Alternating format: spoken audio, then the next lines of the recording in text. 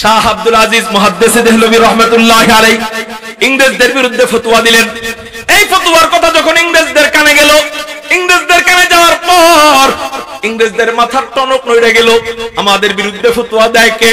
এমন দুঃসাহসকার কোন দল আমাদের বিরুদ্ধে ফতোয়া দেয়?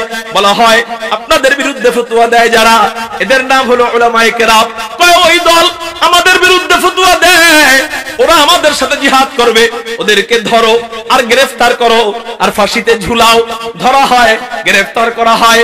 প্রথমে ফাঁসিতে ঝুলায় না, প্রথমে ধরে আর গ্রেফতার করে জেলের মধ্যে ঢুকানো হয়। আল্লাহু আকবার!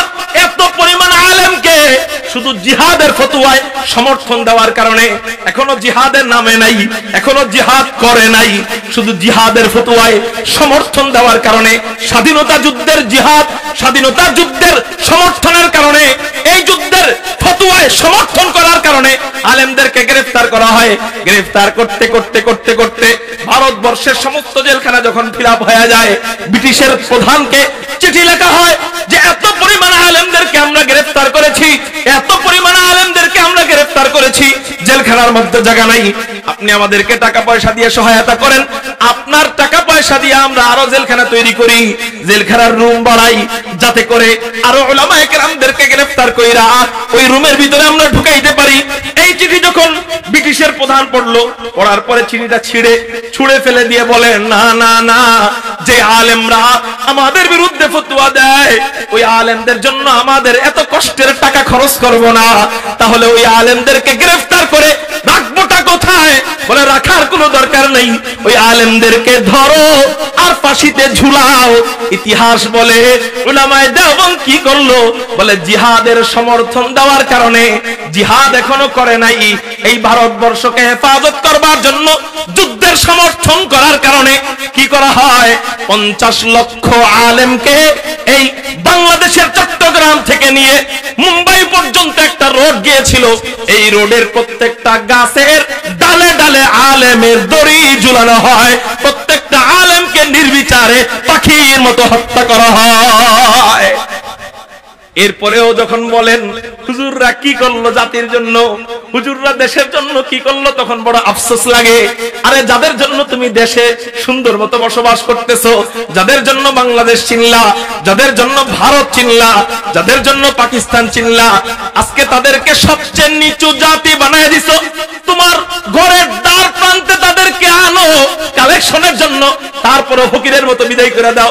এই যান হুজুর, আমার টাকা দেওয়ার কোনো প্রয়োজন নাই, আমি অমুক মাদ্রাসা দেই, আপনারা দিব কেন, চলে যান।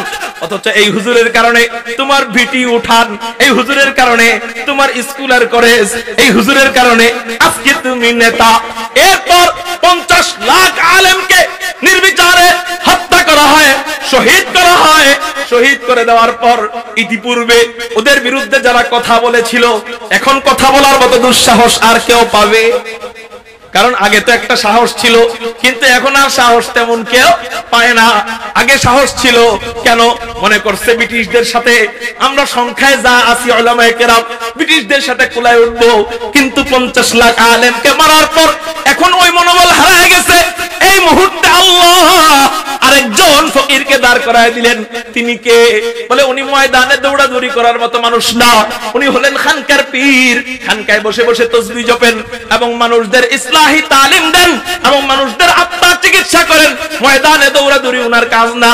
কিন্তু উনি যখন দেখতে পাইলো, চায় হায় হায় উলামায়ে কেরামদেরকে ফাঁসিতে ঝুলাইতে ঝুলাইতে ঝুলাইতে ঝুলাইতে পুরা ভারতবর্ষ থেকে হেড আলেম যারা, আলেমদের মুকুট যারা, এদেরকে মেরে ফেলতেছে, শহীদ করে ফেলতেছে, তখন উনি চিন্তা করলেন না রে, আর খানকায় বসে থাকলে চলবে না। ভারতের ভিতরে ইসলামকে হেফাজত করবার জন্য, ইসলামী তাহজিব এবং তামাদ্দুনকে হেফাজত করবার জন্য, ভারতবর্ষকে হেফাজত করবার জন্য, ভারতের মাটিকে হেফাজত করবার জন্য দল মত নির্বিশেষে মুসলমান, হিন্দু, বৌদ্ধ, খ্রিস্টান সকল মানুষকে হেফাজত করবার জন্য জিহাদের ময়দানে আর কেউ আগায় না আসলে আমি আবার দ্বিতীয়তে জিহাদের জন্য ডাক দিলাম। এই প্রথমে জিহাদের ফতোয়া দিয়েছিলেন শাহ আব্দুল আজিজ মুহাদ্দিসে দেহলভী, আর ব্রিটিশদের বিরুদ্ধে 50 লাখ আলেমকে মারার পরে ওই দুঃসময়ে ক্রান্তি লগ্নে গ্রেফতারের মুহূর্তে আলেমদেরকে শহীদ করার অবস্থায় আরেকজন আল্লাহ ওয়ালা জিহাদের ডাক দিলেন, ওনার নাম হযরত হাজী আমদাদুল্লাহ মুহাজিরে মক্কি রাহমাতুল্লাহি আলাইহি। এই মুহূর্তে জিহাদের ডাক দিলেন। জিহাদের ডাক যখন দিছে সব মুরিদানরা চুপ, কি কথা বলবে, কোনো কথা তো নাই। কারণ এতদিন যা কথা বলতো এখন কথা বলার, এই আপনাদেরকে যদি এখন কেউ বলে চলেন শাপলা চত্বরে আবার যাই, আমাদের ফরিদপুরে যেভাবে আমাদের ভাইদেরকে শহীদ করা হলো শাপলা চত্বরে যাই, এখান থেকে অধিকাংশ মানুষ এই জবাব দিবে, কি জবাব, গেছিলাম না, দেখছি না, কানে ধরায় ধরায় বের করছে, এখন আর যাবো না। বলবে কি বলবে না? আপনারা যতই আবেগ দেখান, এটা বলেও আমাদের কানের সামনে বলে এটা, আর যাবো না। কেন? আমাদেরকে কানে ধরায় ধরায় বের করেছে, আর যাবো না। এই মুহূর্তে যে নাকি বাতিলদের বিরুদ্ধে জিহাদের ডাক দেয়, সে হলো আসল বেটা। ঠিক না বে ঠিক? ওই মুহূর্তে ডাক দিছে হযরত হাজী আমদাদুল্লাহ মুহাজিরে মক্কি, যখন কয় না আর যাবো না, গেলেই তো ফাঁসিতে ঝুলায়, আর যাবো না। এই মুহূর্তে হাজী আমদাদুল্লাহ মুহাজিরে মক্কি মুরিদদেরকে বললেন, এই আমি ইংরেজদের সাথে জিহাদ করতে চাই, আমার সাথে কারা কারা আছো হাত উঠাও। কেউ হাত উঠায় না, হাত নিচের দিক দিয়া সবাই বসে রইছে। কিরে মিয়ারা, তোমরা না বলছো আমার জন্য তোমরা জীবন দিতে প্রস্তুত, জিহাদ করবে না কেন? সবাই বলে হযরত আবেগকে কন্ট্রোল করেন, আমাদেরও তো মনে চায় জিহাদ করতে, কিন্তু আমাদের কাছে তো সৈন্যবাহিনী নাই, আমাদের কাছে তো অস্ত্র নাই, ইংরেজদের বিরুদ্ধে জিহাদ করব কি দিয়া? ভারতবর্ষকে হেফাজত করতে হবে ঠিক, এবং মুসলমানদেরকে পরাধীনতার শৃঙ্খলে আবদ্ধ থাকার থেকে মুক্ত করতে হবে, স্বাধীনতায় আনতে হবে ঠিক, কিন্তু আমরা জিহাদ যে করব আমাদের কাছে ওইরকম অস্ত্র নাই, আমাদের কাছে ওইরকম ক্যাডার নাই, আমাদের কাছে ওইরকম বোমা নাই, আমাদের কাছে ওইরকম সৈন্যবাহিনী নাই। হযরত জিহাদ করবটা কি দিয়া?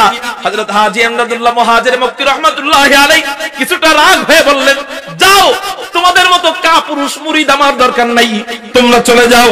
আজকের থেকে মুরিদের খাতায় সবার নাম কাটা, আগামী কালকে জোহরের পরে আবারও বায়আত করা হবে। এই বায়আতের নতুন করে জিহাদের বায়আত করা হবে। যারা নাকি জিহাদে অংশগ্রহণ করবা, আগামী কালকে জোহরের পরে নতুন করে মুরিদ হওয়ার জন্য আসবা, এবং আগামী কালকে জোহরের পর স্পেশাল দুইজন মেহমানকে দাওয়াত করো। দেওবন্দ সে রশিদ কো বুলাও, দেওবন্দ সে কাসেম নানুতুবি কো বুলাও, দেওবন্দ থেকে রশিদ আহমদ গঙ্গুহি কে ডাকা হোক, এবং দেওবন্দ থেকে হযরত কাসিমুল খায়রাত ওয়াল উলুম হুজ্জাতুল ইসলাম কাসেম নানুতুবি কে ডাকা হোক। আল্লাহু আকবার। कासिम सानी था और ज़िल्ले वलीउल्लाह था, कासिम सानी था और ज़िल्ले वलीउल्लाह था, ओ खुदा के सरजमी में हुज्जते इस्लाम था, ओ खुदा के सरजमी में हुज्जते इस्लाम था। देवबंद থেকে কাসেম নানুতুবিকে ডাক দাও, রশিদ আহমদ গঙ্গুহিকে ডাক দাও। ইমামে রব্বানি কুতবে আলম হযরত রশিদ আহমদ গঙ্গুহি হাজির হয়, হযরত কাসেম নানুতুবি হাজির হয়। সিংহাসনে বসেন হযরত হাজী আমদাদুল্লাহ মুহাজিরে মক্কি।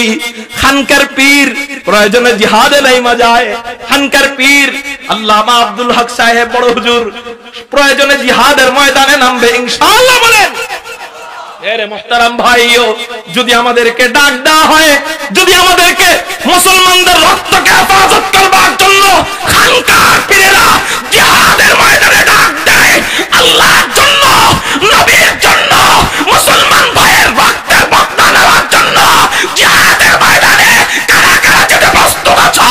আল্লাহু আকবার বলে জিহাদ আল্লাহকে দেখো।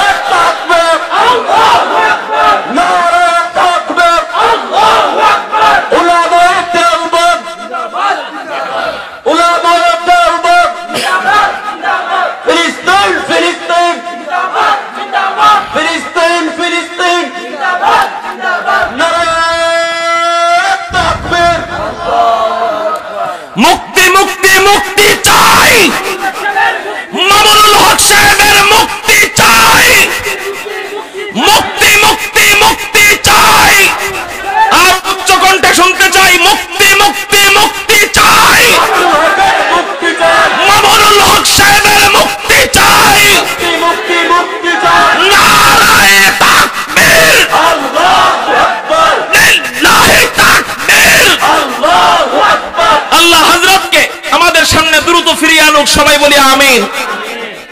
আমরা কারো শত্রু না, শত্রু আমরা চাই আমরা সবাই ভাই ভাই হয়ে এক হাতে হাত মিলিয়ে জান্নাতের ভিতরে যাব ইনশাআল্লাহ। বলেন আমরা কারো বিরোধী না।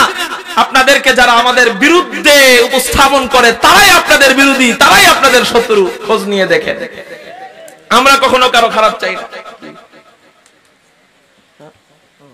মুহতারাম হাজিরিন, তো বলতেছিলাম সময় আজকে সংক্ষিপ্ত, আজকে ওয়াজ করার নিয়তে বসি নাই, দোয়া নেওয়ার নিয়তে বসছি।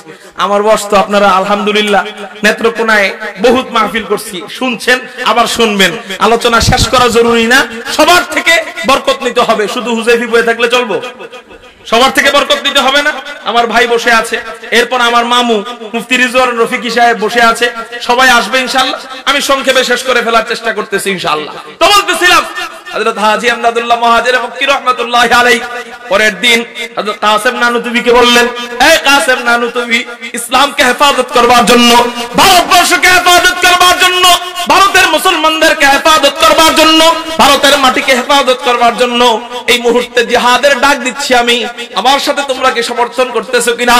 হযরত কাসেম নানুতুবি বললেন, হযরত হ্যাঁ, আলহামদুলিল্লাহ, আমার ফতোয়া হলো, আমার রায় হলো, এই মুহূর্তে মুসলমানদের ইসলামী তাহজিব এবং তামাদ্দুনকে হেফাজত করবার জন্য, মুসলমানদের জন্য ব্রিটিশদের বিরুদ্ধে জিহাদ করা ফরজ। হযরত ইমাম রাব্বানী রশিদ আহমদ গঙ্গুহির দিক তাকালেন, কিও রশিদ আহমদ তুমি কি বলো? হযরত রশিদ আহমদ গঙ্গুহি বলেন, আমার ভাই কাসেম যা বলে আমি কি জীবনে উল্টাটা বলতে পারিনি, আমিও জিহাদের ফতোয়া দিলাম। এখন বাকিরা সবাই কয়, হযরত আমাদের কাছে তো অস্ত্র নাই, কি দিয়া জিহাদ করবেন? বড়দের একটা বাক্য কত দামি দেখেন। হযরত কাসেম নানুতুবি দাঁড়ায়া একটা মাত্র বাক্য বললেন, এ মিয়া, তোমরা বলতেছো তোমাদের কাছে জিহাদের অস্ত্র নাই, তোমরা বলতেছো তোমাদের কাছে সৈন্যবাহিনী নাই, আচ্ছা বলো বদর যুদ্ধে সাহাবায়ে কেরামদের কাছে যা ছিল এর চেয়ে কি তোমাদের কম আছে কিনা? তাদের অস্ত্রের চেয়ে অস্ত্র কম কিনা? তাদের সৈন্যের চেয়ে তোমাদের সৈন্য কম কিনা? এই প্রশ্ন করার পর পুরা মজলিস খামোশ হয়ে যায়, আর কোনো জবাব দিতে পারে না। শেষ পর্যন্ত সবাই এই সিদ্ধান্তে উপনীত হয়, আলহামদুলিল্লাহ, আমরা জিহাদ করব জিতার জন্য নয়, আমরা জিহাদ করব আমাদের সৈন্যবাহিনী বেশি এই জন্য নয়, আমরা জিহাদ করব আমার আল্লাহকে খুশি করবার জন্য। মুসলমান হেরে গেলেও জিতা, মুসলমান জিতে গেলেও জিতা। মুসলমানের নামের আগে পড়ে বাহ্যিক ভাবে দেখা যায় হেরে গেছে, উহুদের ময়দানে বাহ্যিক ভাবে দেখা যায় মুসলমান হেরে গেছে, কিন্তু আসল জিতা মুসলমানরা শেষে জিতে যায়। মুসলমান নামের আগে পড়ে পরাজিত বলে কোনো শব্দ নাই। ওয়ালা তাহিনু ওয়ালা তাহজানু আনতুমুল আলাউন ইন কুনতুম মুমিনিন। আল্লাহ আমাদেরকে ওয়াদা দিচ্ছেন, ওয়ালা তাহিনু, মনোবল হারায়ও না, ওয়ালা তাহজানু, কোনো টেনশন করো না, ওয়া আনতুমুল আলাউন, তোমরাই বিজয়ী হইবা, ইন কুনতুম মুমিনিন, যদি তোমরা মুমিন হয়ে যাও, যদি তোমরা ঈমানদার হয়ে থাকো। এইজন্য মুসলমানদের নামের আগে পড়ে পরাজিত বলে কোনো শব্দ নাই। মুসলমান মারা গেলে জান্নাতে ওড়ে, বেঁচে গেলে জান্নাতি কালেমা উড়ায়। মারা গেলে জান্নাতে ওড়ে, বেঁচে গেলে জান্নাতি পতাকা উড়ায়। আল্লাহর উপর ভরসা কইরা এক রক্তক্ষয়ী যুদ্ধ হয় 1857 সালে। এই যুদ্ধের নাম হলো শামেলের যুদ্ধ। ইতিহাসের কিতাবে এগুলা লেখা আছে, কিন্তু দুঃখের বিষয় হলো আমাদের স্কুল কলেজের ভাইদের যে পাঠ্যপুস্তক, এই পাঠ্যপুস্তকের মধ্যে উলামায়ে কেরামদের অবদানের কথা কেন লেখা নাই আমি জানি না, তবে আমার দিল বলে উলামায়ে কেরামদের অবদানের কথা যদি স্কুল কলেজের ছাত্রদের পাঠ্যপুস্তকের মধ্যে লেখা থাকতো, আমাদের তথাকথিত চোরদের ভাতা বন্ধ হয়ে যাইত। তেল চুরি, গম চুরি, টিন চুরি, আলু চুরি, পেঁয়াজ চুরি, পাকিস্তানের মুরগি চুরি বন্ধ হয়ে যাইত। এই জন্যই উলামায়ে কেরামদের অবদানের কথা লেখা নাই। তোরা না লেখ, না লেখ, আমরা বলে বলে জাতিকে সতর্ক করব ইনশাআল্লাহ। এক রক্তক্ষয়ী যুদ্ধ হয়। এই যুদ্ধের পর উলামায়ে কেরাম সাময়িক পরাজয় বরণ করেন। লম্বা ইতিহাস, ওই দিকে যাওয়ার সময় নাই। আমি যেটা বুঝাইতে চাইতেছি সেটার দিকে ঢুকে যাব ইনশাআল্লাহ। এই যুদ্ধের পর হযরত এমদাদুল্লাহর নাম ছিল এতদিন হাজী এমদাদুল্লাহ, মুহাজিরে মক্কি নাম ইতিপূর্বে ছিল না। এই যুদ্ধের পরে ওনার মুরিদরা ওনাকে হিজরতের পরামর্শ দেয়, এরপর উনি হিজরত করেন। চিন্তা করেন কোথায় হিজরত করব? আচ্ছা, হিজরত যেহেতু করতেই হবে, মক্কা শরীফে হিজরত করি, যদি ওখানে মওতটা হয়ে যায় বড় সৌভাগ্যবান হব। এই জন্য উনি মক্কায় হিজরত করেন। হিজরতের সময়ের, হিজরতের ওই রাতের ঘটনাটা নিয়ে একটা কিতাব লেখা আছে, একটা বই লেখা আছে। ওই রাতে কি কি ঘটেছে, হিজরতে যাওয়ার সফরকালীন কি কি ঘটেছে ওনার সাথে, সবকিছু লেখা আছে। ওইদিকে আমি যাব না।